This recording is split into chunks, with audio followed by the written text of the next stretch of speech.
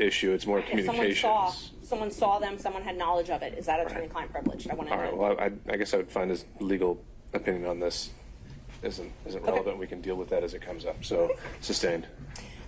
In 2022, in this affidavit, you swore that you and Willis developed a personal relationship. Yes, ma'am. Okay.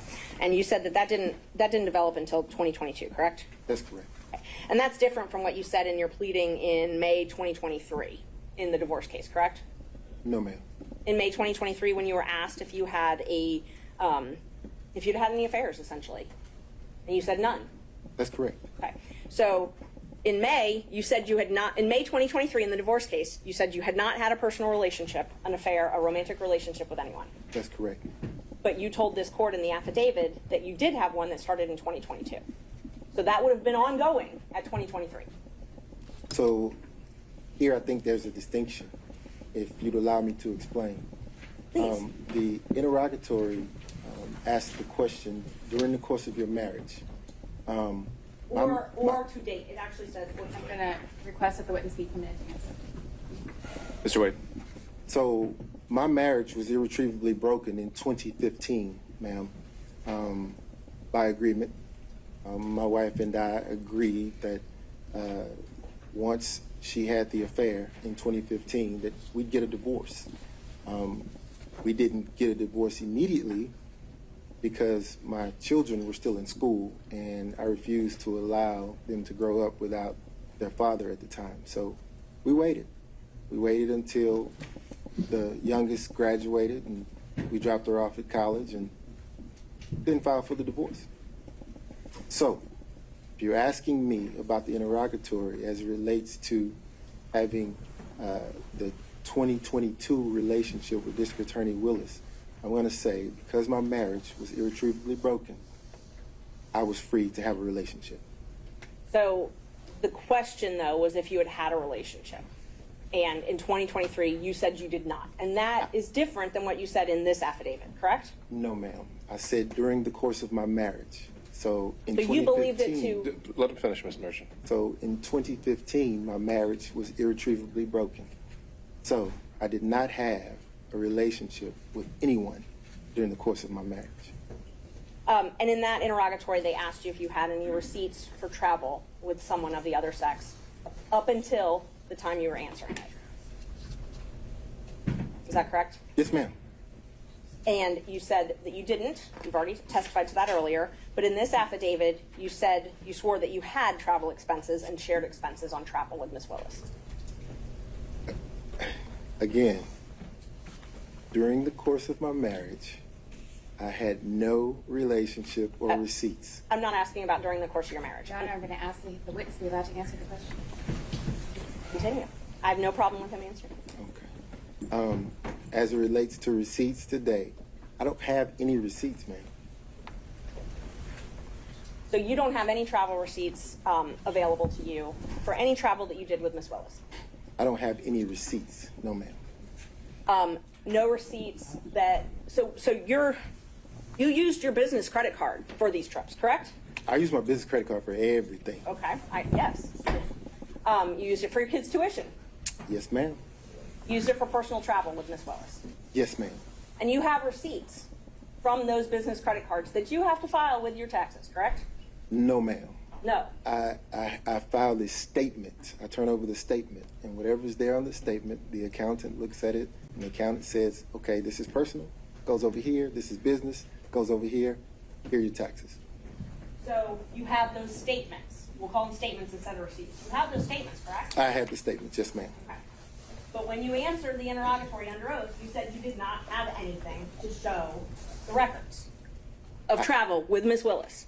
I answered the question. I had no receipts, ma'am. You had no receipts, but you had statements. I ordered the statement, yes, ma'am. You did order the statement. I did. Okay. And so we're just talking to semantics between invoice and statements, or receipt, I'm sorry. I'm going to object, Your Honor, to the argumentative tone of the question. I believe it's been asked and answered several times. All right, sustained. Let's see. You also in this affidavit said that no funds paid to you for compensation as your role as special counsel was shared with Willis, correct? That's correct. and that you never cohabitated with Willis, correct? That's correct. By cohabitation, does that mean that you never spent the night with Willis? I spent the night with her during Spent the travel. night. Yes, ma'am. Okay. And so I just want to qualify your use of the term cohabitation. That means you didn't live together, That's correct. but you did spend the night together. Yes. When was the first time you spent the night together? Your Honor, That's the subject of his affidavit, Judge. Right, but it might not be the subject of this hearing. So the question is the nature and extent of the relationship.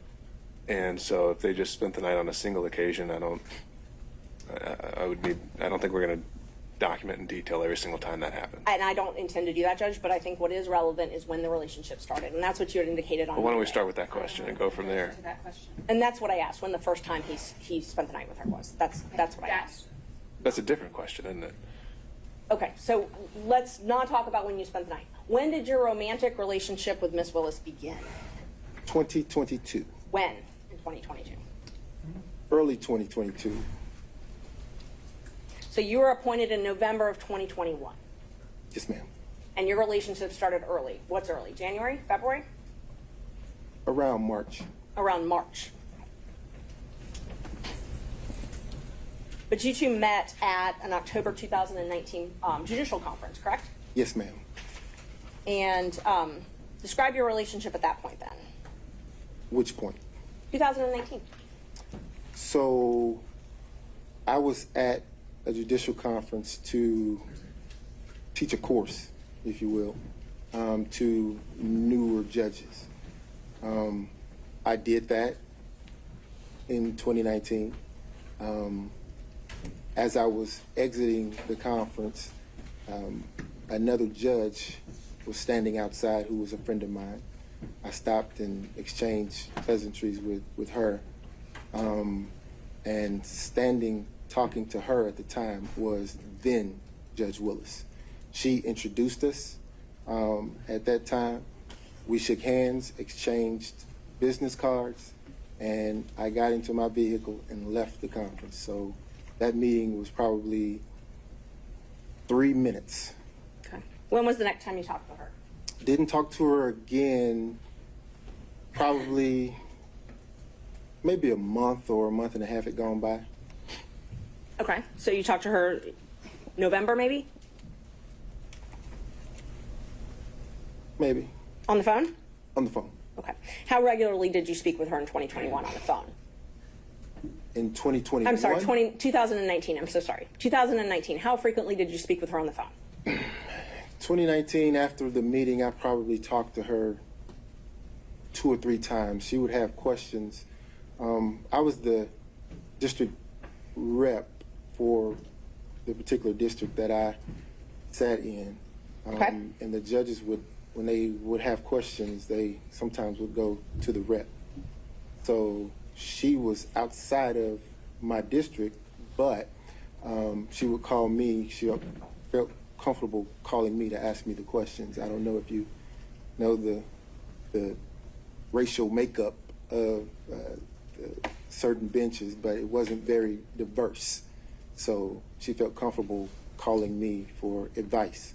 And she did that. And we had also in common that she was starting a private law practice at the time, and I'd already had mine up and going, and we talked about balancing the demands of the bench with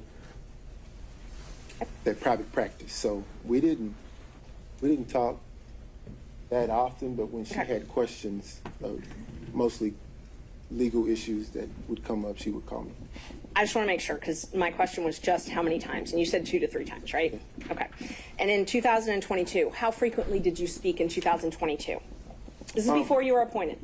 I'm sorry, perhaps Ms. Marches, your timeline, 2022? I'm sorry, 2020. 2020. How frequently did you speak in 2020? 2020, it was more frequent than 19, obviously, but More frequent. Can you tell me approximately a month how often you think you spoke with her on the phone? Your Honor, I'm going to object to the granular detail. I think Mr. Wade can certainly answer however he wants to, but if we're going to go through every time they spoke on the phone as opposed to generally characterizing the relationship, it would be more detailed than is necessary. Judge, I'm not going to go through every time they spoke on the phone. I'm asking for generally how frequently they spoke. I think at that level, that's fine. Thank Overruled. you. About how frequently did you speak in 2020? Per month, I mean, if it was 2 or 3 times that entire year, you can tell me that. If no, it no. was more than that, then you can quantify it by month. no. We spoke on the telephone often. I mean, I don't know how many. I couldn't give you a amount of time because you remember COVID happened and the world was shut down. But so we spoke on the phone more than 2019, Jeffrey. Okay, let's qualify it. Before her election in 2020, how frequently did you speak? You mean as she was campaigning? Before the election. Yes, as she was campaigning, before she was elected. It's two different animals. As she was campaigning, before she was elected. Okay, so during the course of her campaign, we didn't talk as much, obviously, because she was busy. Fulton County is a large jurisdiction to cover, so we didn't talk a whole lot, but she did know that I'd gone through the election process, so when things would come up that she had questions about, she would call me and ask me. So And just to be fair, sometimes it would be I'm only... Ms. Merchant. Judge, actually, he's not asked and answered. And I mean, I don't mind him explaining, but I just wanted to know how many times. I mean, if we talk about every conversation they talked about, You gotta let him finish his sentence, and then if you need to redirect him or have me direct him, I can. Mr. Wade, you can continue. Yes, sir. So sometimes it would be like a 3-second call. She would go, during your election, have you ever seen this? And I would say, no, but here's what I would do. And we'd hang up. She had a lot of professionals working for her, but she trusted my judgment, so she called me. It'd be a brief conversation, but she called. So my question was, how frequently did you speak with her prior to her election? Frequently? Infrequently? More than 2019, but it wasn't a everyday thing, no. In 2021, before you were appointed in November, so January to November 2021, the only time I'm talking about, how frequently did you speak with Ms. Willis on the phone? In 2021, then it became frequent. Frequent. Yes. But you did not work at the DA's office at that point, correct? I did not.